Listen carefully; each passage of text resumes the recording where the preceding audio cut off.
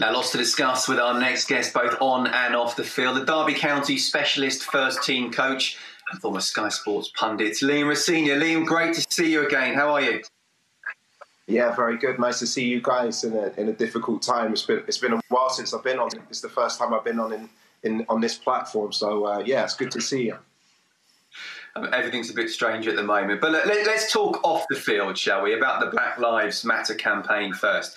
You penned a letter in The Guardian last week to Donald Trump, very cleverly written. Tell us about it.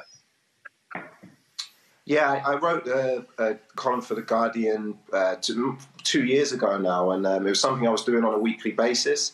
And they asked me to do something, obviously, regarding everything that's happening at the moment, which is a really, really important cause. And I wanted to do something a little bit different, something that hasn't been done before, and the idea to write to the US president and thank him for being so honest in his views. You know, he's not politically correct. He doesn't shy away from what he believes in, and whether we agree with it or not, it gives us a real tangible thing to fight against if we don't agree with that, which is actually helping everybody's cause at the moment. So just explain why that would be helping them, because normally, as you say, certain people and political people would say certain things for the right thing. Do you think by him being the way and the road he's going down will actually help the Black Lives Matter campaign? Yeah, I think he's already helping it without even trying, to be honest, because he is so forthright in his views, and there is such a lack of support for the black community in America. It's actually raising support for an issue that's really important. And I do feel that not just presidents in the United States, but politicians all over the world, they have a really, really clever way of saying one thing and maybe meaning another to pacify the people that they're serving. When you're clearly honest and open, then we can have real meaningful debate over every issue, whether it's race, whether it's politics, whether it's education. And I think that's the way that things can move forward in our society. What's been the reaction to your letter? Yeah, I was amazed. I think I got over 1 million reads on the Guardian website, which I don't write things to get a big readership or anything in that way, but I've had so many phone calls from people I know, best friends, family, saying how proud they are of the letter. And yeah, it's been pretty amazing, really, and it's something that I really didn't expect. On a football front, Troy Townsend was on this show yesterday from Kick It Out. He said that they themselves are underperforming, as well as the Premier League, the FA, the PFA and the LMA. What do you feel all these organisations should be doing? It's a very difficult question. I think it's the same question in our wider society at the moment about what organisations should be doing. But I think it starts with the individual. I think if every individual right now, whether you're white, black, or any religion, any gender, wants to make a difference, you have the possibility to do that. And to do that, you need to have open discussion. You need to be honest about what you believe in. Obviously, we've been having these discussions in terms of our football industry for a long time now, in terms of the representation of black and ethnic minority coaches, in terms of the representation of black and ethnic minorities in boardrooms. But now I think we all have to play a part. It's not just organisations that have to play a part. It's owners of football clubs. It's every player that's willing to, educate themselves and find out why black people in general are feeling like they are second-class citizens at times. We have to educate ourselves. So there's not one easy answer to give. It's just me and my example. I've always wanted to coach and I've always wanted to manage, and top black players who played for England, played in the Champions League, won league titles, have told me it's never going to happen. We need to change that idea, and that's not their fault. That's because the society that they've grown up in has given them cause to believe that, and we need to change that. Enioluku spoke very well the other day as well. I mean, what about the authorities? I'm talking about the top authorities for UEFA and FIFA here. You and I have stood in the studio together. We've seen players wearing a Kick It Out racism T-shirt. We've talked off air as well, saying players just throw it down. It's not as if they don't want to say that's it, but it's not continued. It's not been on the agenda. How big is their part, UEFA and FIFA here, and what can the players individually do? I think UEFA and FIFA are the biggest part, because they are our governing bodies, and I think diversity is crucial. I think they need to open up. What diversity brings, it's not having black and white people or anyone from any other ethnic minority in a role for no particular reason other to fulfill a quota. It's to make sure that we have people from all different points of view and all different perspectives who empathise and understand with different types of people that we have all over the world in our game.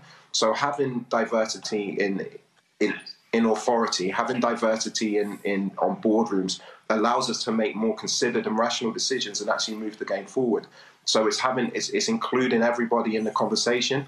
And your point about individuals is 100% right. You know, I've had unbelievable conversations with players at Derby this week about the subject of race. They're asking me what it's like to be.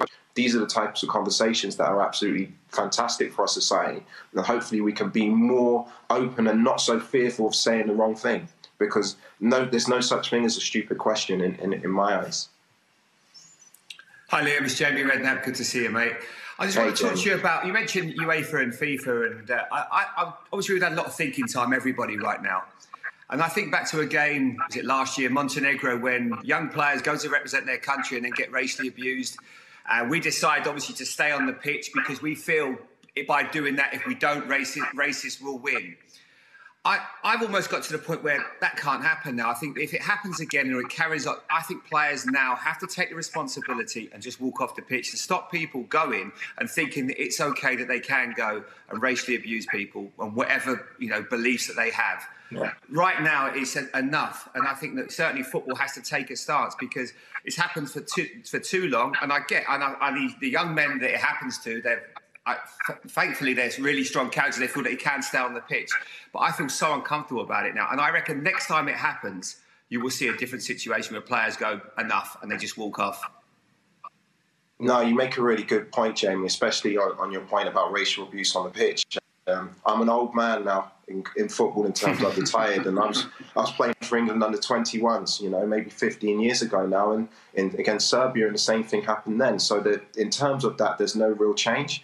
But I think what's actually more crucial and more important than even the overt racism that's in your face, you know, when Raheem Sterling gets racially abused or England players get racially abused when they play away from home.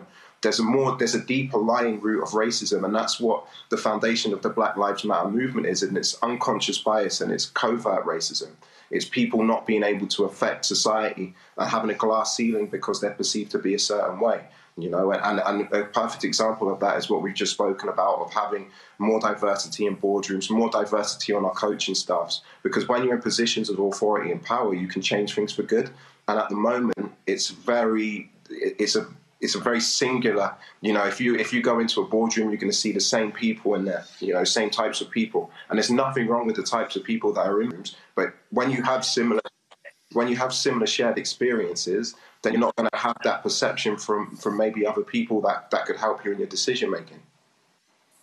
And what about in terms of, you know, we say about maybe stopping teams and playing behind closed doors? That doesn't feel like it's enough. That's not going to be enough to educate people. I think you have to hit them where it hurts and stop them actually having games. And if they can't behave and they feel that need, then they shouldn't be able to be in major tournaments. It's as simple as that.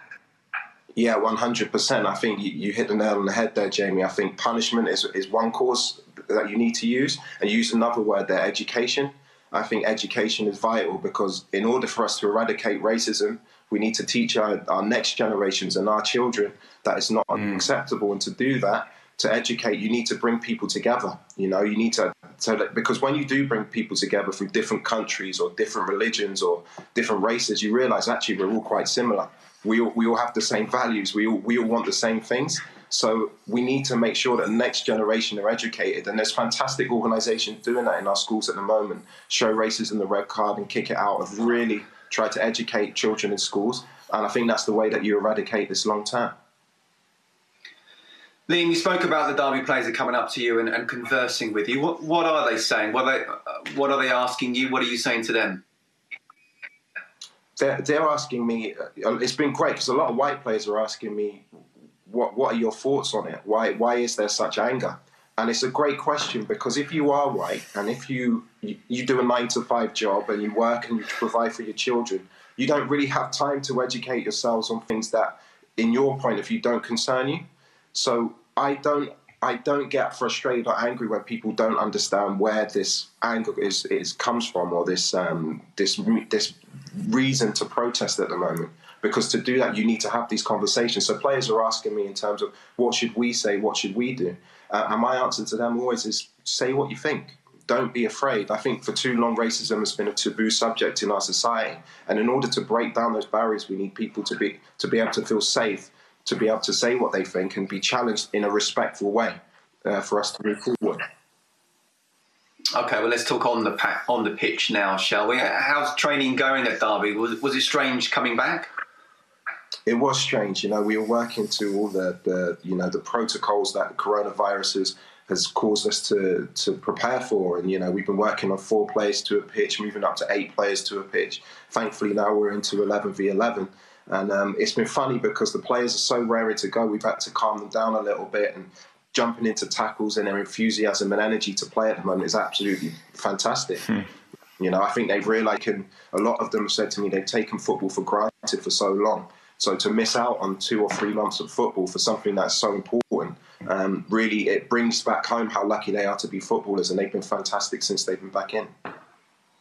And in terms of the table as well, it wasn't that long ago before the stoppage that it looked like Derby just wasn't going to get anywhere near the playoffs. But as you can see now, not just top half, but 5 points off Preston in 6th. This championship is a strange beast.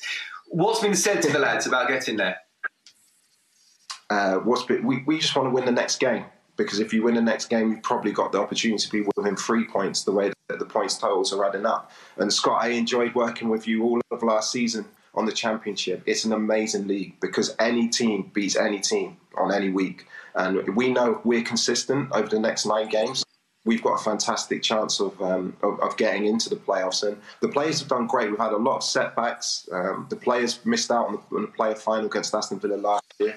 A lot of changes to the team. We've incorporated a lot of very, very young players into the team. We've done outstandingly well. So the future looks really bright for Derby. Whether we make the playoffs or not this year, our job is to make sure that the long-term future for Derby is good, and I think we're well on our way to doing that. Sky's loss is definitely Derby's gain, Liam. But in terms of that form you've been on beforehand, what made it possible, and how much has Wayne Rooney played a part? I thought this question was going to come from you, Scott, but because he's an outstanding player. You don't realise how good he is until you work with him every single day. And what's been great for me to witness is his effect on the younger players around him. He's not a striker anymore. He plays like a deep lying midfield player, almost like a quarterback. And he just absolutely dictates the tempo of the game. He dictates the flow of our game. And we want to play out from the back and dominate possession. And he's become a key part of that. It's overall his standards in training and his standards and what he expects from demands from others. And it's been absolute joy working with him. And hopefully we can continue to do that for a long time yet. So to a certain extent, so I was going to say, Scott, it sounds like he surprised you a little bit in terms of when he come there, and he could have been comfortable. He looks like he's loving the challenge of playing for Derby. Yes, his statement of intent was he came back from Washington and he had a month's break, from their season finishing, and he wanted to come straight in and get training with the lads and get to know the lads and get fit. And I think what shocked the players, and it didn't shock me, but more so the players, is his determination and his drive and his will to win is something that you need to be around, because it makes you a leader and it makes you a winner. And I think he comes in. He's not a big talker, Wayne. He's not a big talker. He does his talking on the pitch. He'll have little one-to-one conversations with the young players, but he lets his football do the talking. And that's what we needed probably at the start of the season. We needed a few more characters and leaders in the dressing room, especially for the young players, to give them the right role models and the right ways of being in training.